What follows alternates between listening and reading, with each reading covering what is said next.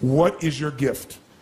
Are you an artist? Are you the talent that can produce something no one else produces as a skill or a product or a service or some impact? Are you incredibly good at management? You really know how to manage or lead people?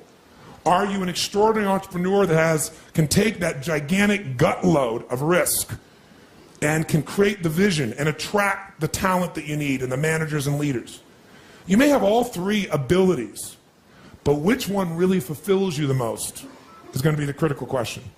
Because we tend to want to do them all, especially in a room like this, because you're all overachievers, right? Me too. And you say, well, I can do all these. Yes, you can, but what will it do to your quality of life? See, again, the secret's going to be this. What is an extraordinary life on your terms today?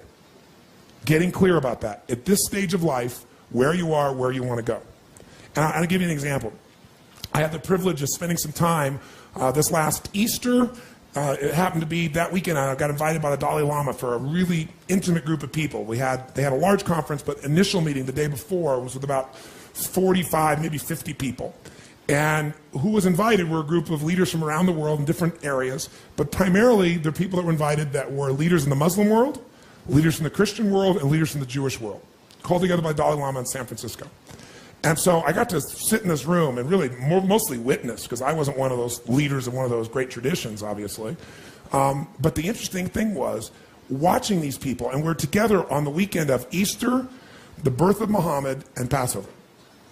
I mean, it was fascinating being there. It just happened, bam, it's all happening at the same time. You have all these people together.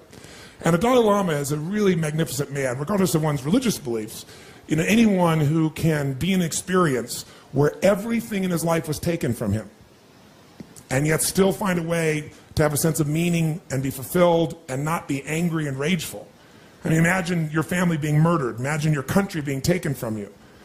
And for almost, 30, 40, 50 years, you're living in this way. You can't go home. You know, most people would not have a really great quality of life, because what would be going on in their head, in their heart, would make them insane. Because clearly, his life conditions don't match the blueprint of what he thought it was going to be like. And for most people, that makes them crazy. And yet this man who's been through all this truly is one of the most loving human beings you're ever going to meet. He's one of the most generous human beings you're going to meet, one of the most compassionate. Like, he prays for the Chinese soldiers that, you know, have taken over his country, and he doesn't do it like, I'm better than you. He just praises their brothers that their hearts will open, that things will shift through time. He's an amazing man. So he brings all these people together, as only the Dalai Lama can do, and he's very self-effacing, and he's very humorous. And you have all these people in the room. In the beginning, everything is really wonderful because, you know, everyone's getting together to discuss how do we get our great traditions to work together. And sure enough, people get up and they talk about who they're representing and what their, you know, sect of that particular religion is and the impact and how many people are there. And it becomes kind of a significance fight, like a group of business people getting together, fighting for position sometimes. And at one point, it got a little bit heated. And the Dalai Lama sitting in the chair, and people go back and forth, back and forth, back and forth. And I'm thinking, wow, how's he going to handle this? And he did this. He raised his hand like a school child. And everybody's talking. He just kept his hand up like this, little smile, right? And then finally, the room kind of got quiet, and then somebody called on him.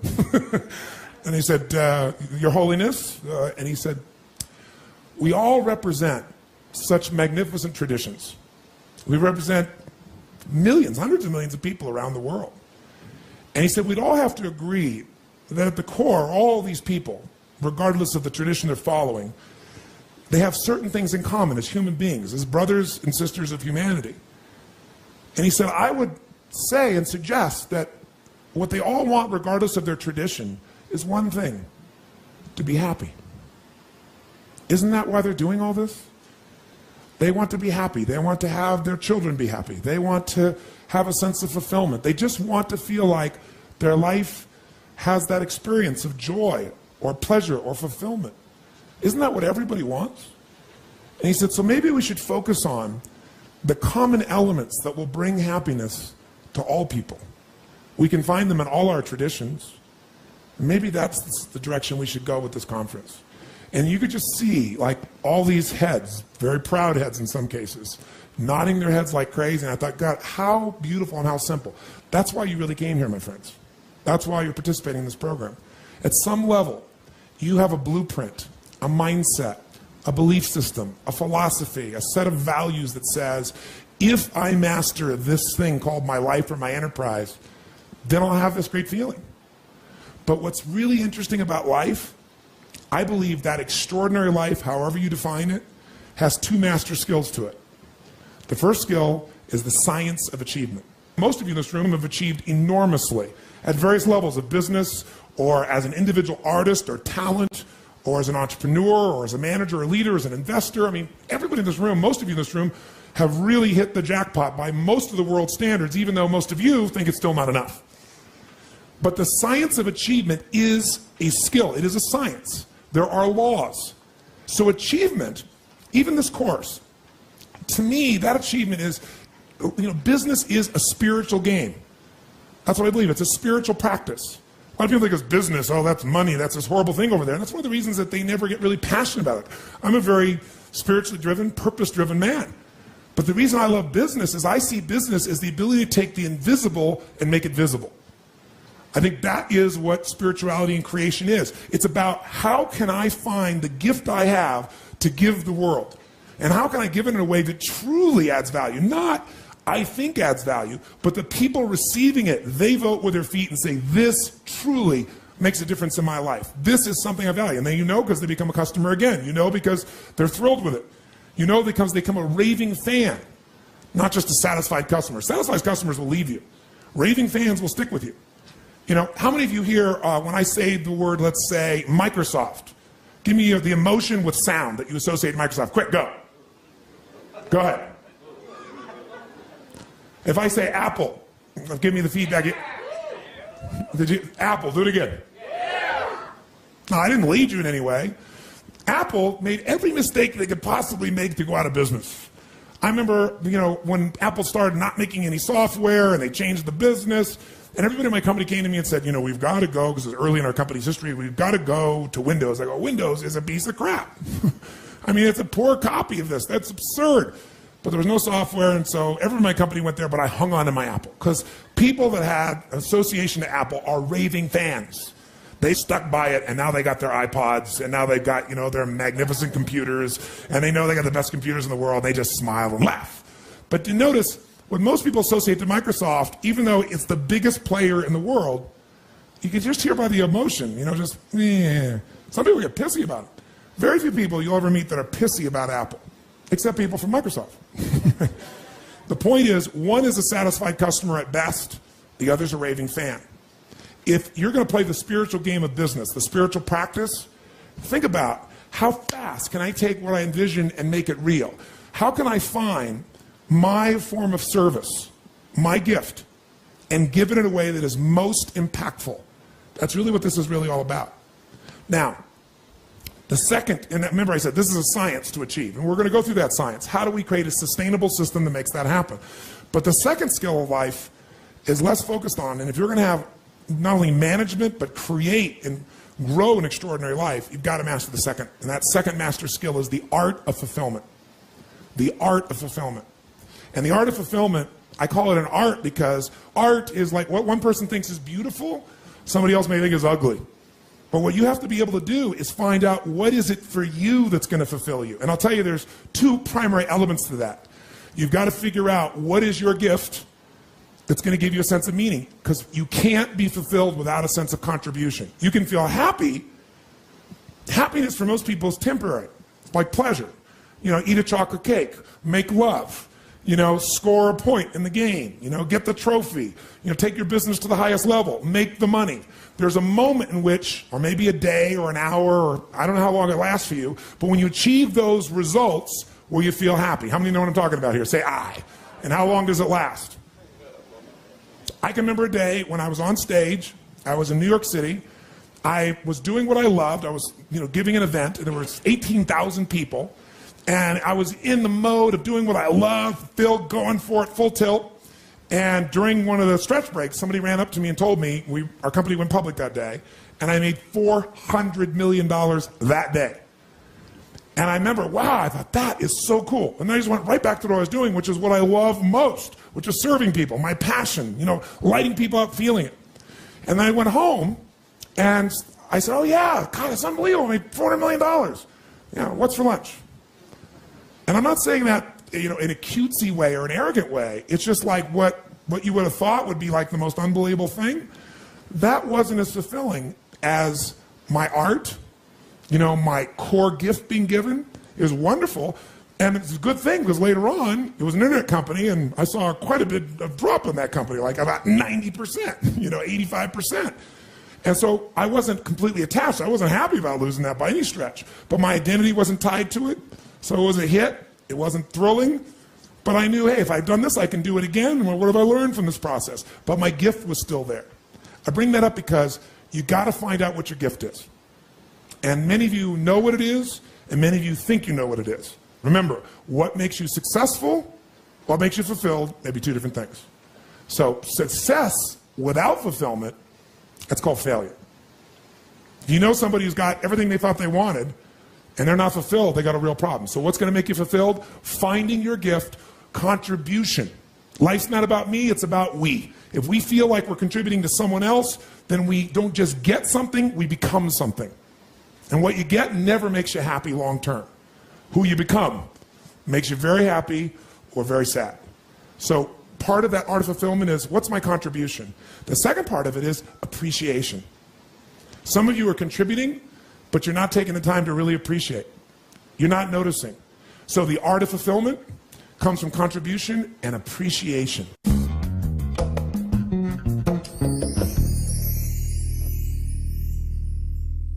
Tell us what's been going on and where are you now? Well, I started my career by producing products 25 years ago, and I've always sold them. Yes. And I thought that I needed to sell them in order to make the money. Yes. So that's been the pattern. Yes. And for the last 10 years, I've been selling software that I created. It's excellent software. Excellent software. But I thought that I had to be the entrepreneur. And while I'm producing software, time just goes. Yes. You know, a Monday morning comes and suddenly it's the weekend. Yes. And I've got to stop running a Clearly company. a unique being here. But he's that, but you see, he certainly has his art, right? He knows his art because he's totally fulfilled. Time disappears. Okay? And I thought the only way to provide for my family and those that we provide for was to sell and to manage a company. For the last 12 months, well, I've lost $500,000 this year running a company with a good product. Okay, so it's pretty obvious I can't run a company. Yes. It's not my center. So many times I get up on Monday morning and I feel like vomiting because I don't feel competent. Mm-hmm. I don't feel like I'm doing a good job. Yes. It seems decision after decision I make is the wrong decision. Yes. I know I'm not an idiot. I know I'm a reasonably smart guy, but as I was saying to my wife just a couple of weeks ago, I said, I've actually lost my confidence because for a year now, every major decision I've made has turned out to be the wrong decision. And I don't know whether I'm able to make the right decision. Yes. But that's because I was doing something that's not my nature. That's correct. That's correct. So I came here. The future looked very bleak because I'd lost my confidence. Yeah. And now that I've been reminded that that's not my nature, yes. And I'm focusing back on what I can do, I'm feeling good about myself again. Good. Well, you're going to lose. Give me a hand, first of all. Fantastic. Do you also attach to knowing what your nature is and knowing its value, meaning that it's not less valuable than running a company per se? Have you gotten that piece as well? Yes. Yes. Okay. Now, I came and spoke to you when we were in Platinum. Yes. And you told me, get out. Yes. I didn't know how. Because if I didn't run the company, I had no income. Right. So I've been struggling with that. Now what I know is I go back to what I'm passionate about and what I find so easy, and that is creating. Yes. And it's like an incredible load has been lifted off my shoulders. I no longer feel guilty for my failure, my so-called failure. I'm just relieved. It may not even be failure. It may be one of the most important lessons that you've ever had in your life. And it may be a lesson you can pass on to your children and save them an unbelievable amount of pain in their life so that they don't do the same thing because they think they should be like dad or like mom or like a brother or sister or a friend or what the society has told them. I mean, I think it's one of the most important lessons And the challenge is we don't tend to remember a lesson that is easy. Isn't it true? I mean, when we succeed, what do? We party. When we fail, we tell them to ponder. And that pondering takes it from the cognitive down into the emotional and eventually down directly into the gut in your body. And now the lesson becomes one you don't forget for a lifetime. So I don't know that it was a failure, and I'm not just using it to be positive or be playful or blow smoke with your language, but I think it's really important you give it the effective and true meaning. If you got the lesson, it's one of the most valuable lessons of your life, wasn't a failure at all, and will give you freedom and fulfillment for a lifetime. Absolute freedom.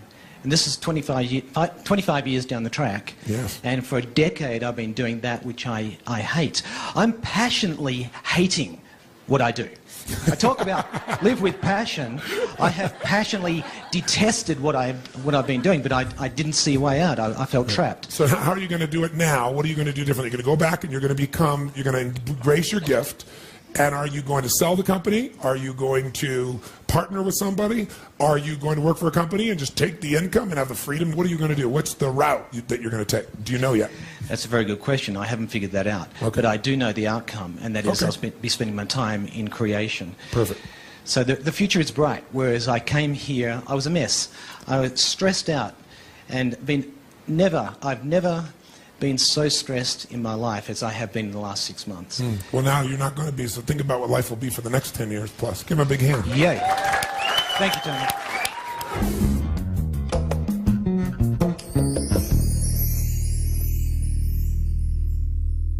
Whether you're the talent, that's the gift you've got, whether you're the manager leader, whether you're the entrepreneur, find your gift and give it every day with more intensity, more beauty, more love, and more unselfishness, and ironically, you'll fill up even more.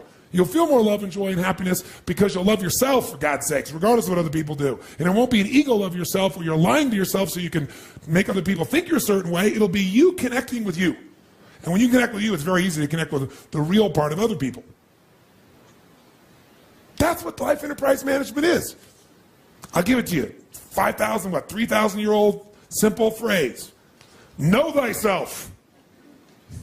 But I'll add one. Then be thyself. You know yourself, but you don't be yourself. You just wasted all your time. Don't make yourself wrong. Engage yourself. Find the gift. I'll give you a perfect example. I have a friend, John McCormick. He owns a company called Visible Changes Hair Salons. I don't know how many he got now, like 75, whatever they are. Very, very successful man. He was Inc. magazine's, Entrepreneur of the Year many years ago. And when I first met him, we had these great conversations, and I asked him about what really changed his life. And this guy was, from the Bronx, or Brooklyn rather, and all of his family members, his father and his father's father, had all been police officers. So kind of picture that culture growing up. What are you supposed to be when you're born? A cop, right? And everything associated with cops important. So you like your mother or father, you like your family, they're close and loving to you, and he's a cop, and grandpa's a cop, and the culture's being a cop, you're going to be a cop. So he became a cop. And as a cop, 19, 20 years old, he found out something about himself that was different than his family. His father relished running into a building where somebody might have a gun to his head and figure out how to talk his way out of it, like when he's working with a crook. He did not have the same gift. He didn't have the gift of desiring to be in a place of such massive uncertainty like his father did. Not at all. Not in this context, anyway. He might have wanted somewhere else, but not here. Everybody wants variety, but that's not what he wanted. And one day he was chasing a guy, and he turned around, and the guy had a gun out to his head, and he fired at him and barely missed. And fortunately, his partner got the guy. And the next day he said, I am not being a cop. It ain't worth $20,000 a year to have somebody shooting at me every day. Now, when he did that, nobody in his family was happy about it. But he said, I am not going to do that. I'm not. So interestingly enough, he had a very creative mind, and he liked people. And a long story short, some guy met him and said, it's Christmas time when he quit. He had no money. And he said, how about, you partner with me, a friend of his, and he said, we'll buy a bunch of Christmas trees. He said, I got this money, and I'll give you a third if I got to pay for it. If you want to put money in, we'll split 50-50. And let's take this little, parking lot over here, and it's not even ours. Let's sell Christmas trees there, man. We'll make some money. So he said, well, there's no electricity. The guy says, come on, man. He said, there's a woman next door. We'll borrow her electricity. We'll get a cord from her. So sure enough, he and his buddy, John McCormick and his buddy, They go out and they buy these Christmas trees. They drive a million miles away to get them, so they get them really cheap. They bring them to New York City, down in Brooklyn. It's a little parking lot, old broken down building. They put them out there, and they sell all the Christmas trees, and they go back and do it again. They keep reinvesting, and over the period of like 2 or 3 weeks, he makes X amount of money. I don't really remember the number, but let's say it's $10,000. More money, almost as much as you'd make in a year, half as much as you'd make in a year, and he made it without somebody shooting at him, and he made it in 3 weeks. He's like, this is something I'm into. So then he took that money, and he had a knack for just studying things. Like, he's a very practical guy. And he looked at a couple things, and he said, you know what, I'm going to invest in some stocks here. I'm going to invest in this company. And he invested in the company, and long story short, he did so well that in a period of roughly a year, he made $250,000. Okay, and he'd been a cop making 20 grand roughly. Right?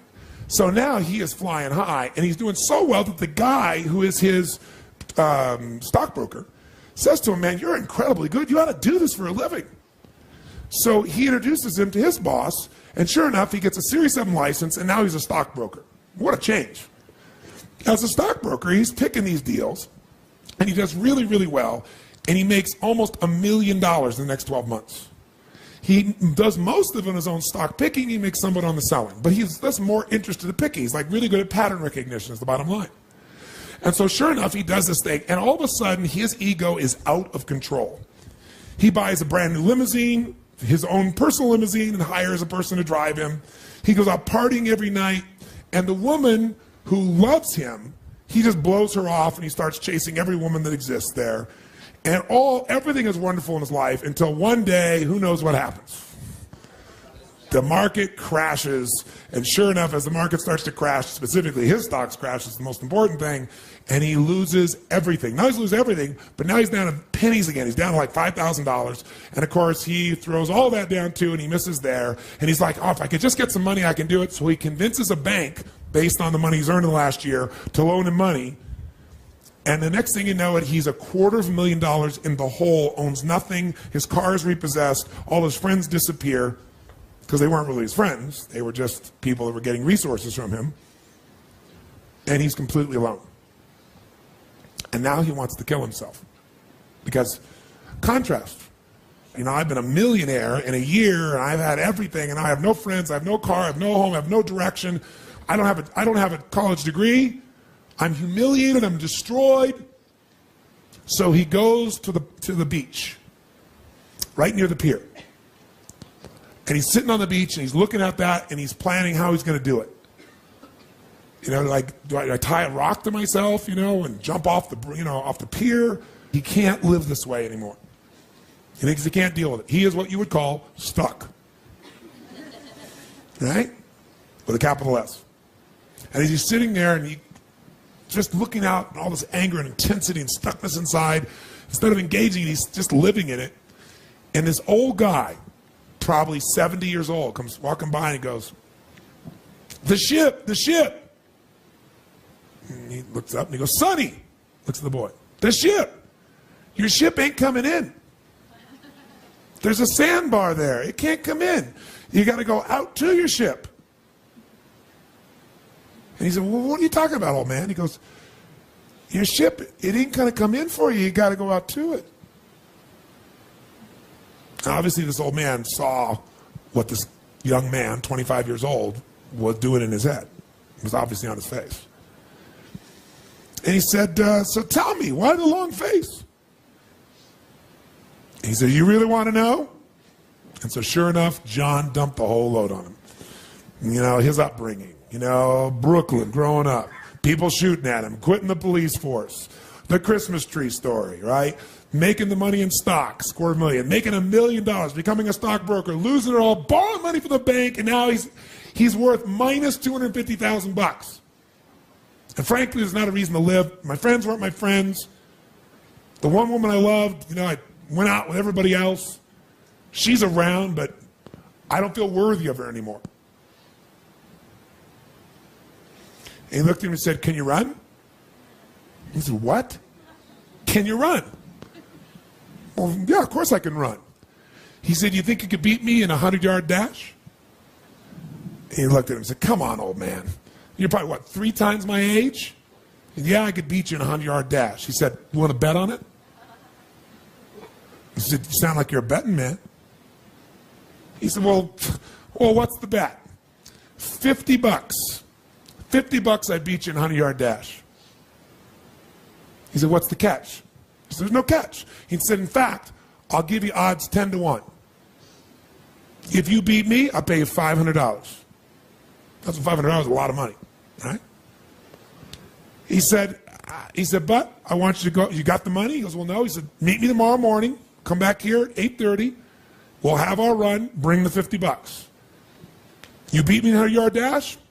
$500. I beat you. I get the $50. Deal? He goes, okay, old man. He shook his hand and he told me later. He said, I don't know what this deal is. Maybe the old man just feels sorry for me. He's going to be $500. But for the first time, he had a compelling future.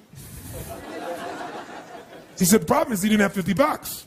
So he went home to his girlfriend, the one that stuck by him, right?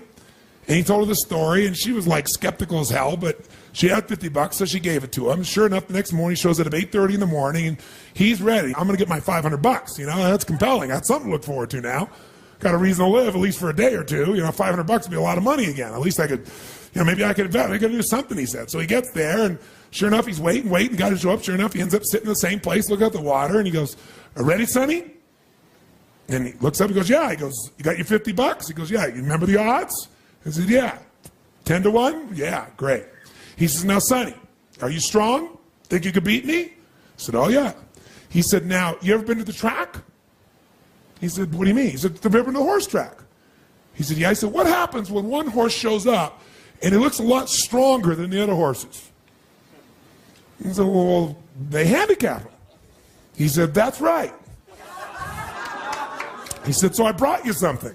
He said, how do they handicap him? He says, well, usually they put some extra weights on him. And he said, I don't need that handicap. I don't need to carry those weights. He says, so I'm going to give you something instead. And he hands him a knapsack. He said, get in. He said, what? He said, first he made him mark the 100 yards.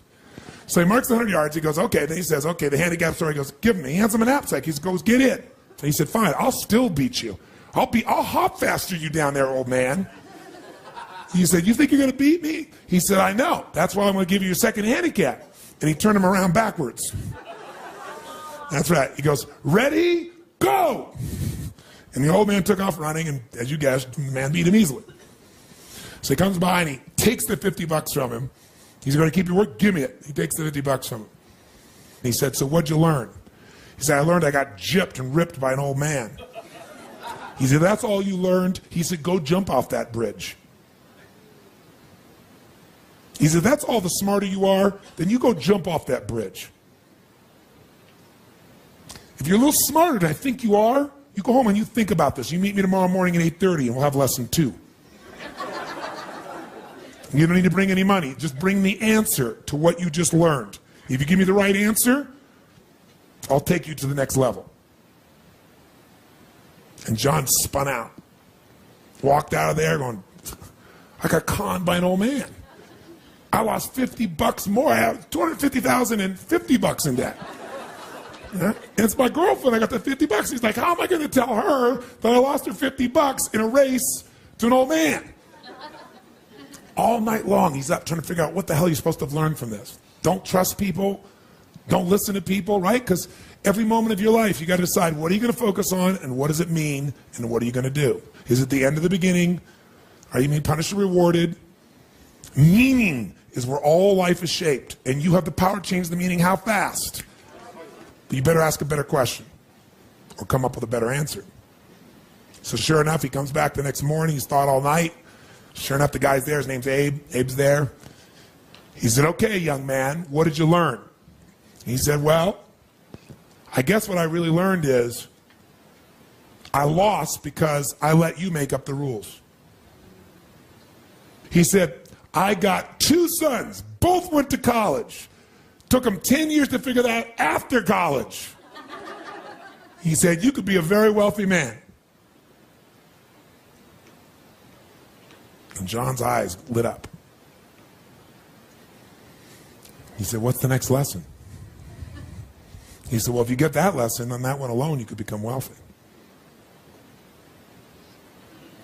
His second lesson to him was he said, now, tell me what you think your challenge is. He says, well, I don't have any money. He said, well, have you ever done a balance sheet? He said, well, of course I have. I don't know how to do a balance sheet. He said, great. Well, let's do the balance sheet on your life here. Tell me what's on a balance sheet. What do you see on a balance sheet, guys? What do you see? What do you see? Assets and liabilities. He said, so you're telling me right now you can't succeed, you don't have a reason to live. And he said, my guess is it's because you haven't done your balance sheet in a long time. So he said, come on, let's fill out the balance sheet of your life. Tell me what you got. And he said, well, I'll tell you what I got. He said, I got minus $250,000 is what I got. Actually, $250,050 thanks to you. I owe $250,000. I'll tell you what else. I don't have, a college education. I don't have a degree. I don't have many friends. He went on and on and on, and all of a sudden, Abe shook his head and he said, stop, stop, stop, stop. You clearly know nothing about an asset. So you don't know how to find out what your assets and liabilities are. He said, think about this. You got a balance sheet? What does that tell me when you start with the liability side? Any man that starts with his liabilities before his assets is destined to have pain.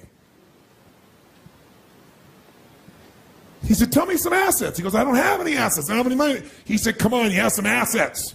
He said, clearly no one taught you how to build a balance sheet. He said, the first asset you got is that you owe $250,000. He said, any man who can get a bank to loan him $250,000 has assets.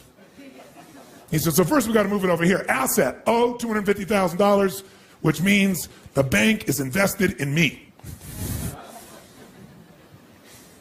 Now, to be able to borrow $250,000, you must have some other assets. He said, oh, I don't have any other assets. He said, you got a high school education? He goes, well, yeah. I go, okay, great. $250,000, high school education. Okay, what else? He goes, that's it. I don't have anything else. He said, you speak English? I said, what do you mean do I speak? He said, do you speak English? He said, yes. He said, put it down, speaks English. Do you know how many people don't speak English that come to this country and become multimillionaires? And how hard it is when you can't speak English? Speaks English, he writes down. He goes, all right, what else? He goes, I don't have anything else. He said, do you know currency? And, he says, well, you mean like yen to the dollar? He goes, no, do you know currency? Quarters, nickels, how to put them together to get change. So he goes, knows currency.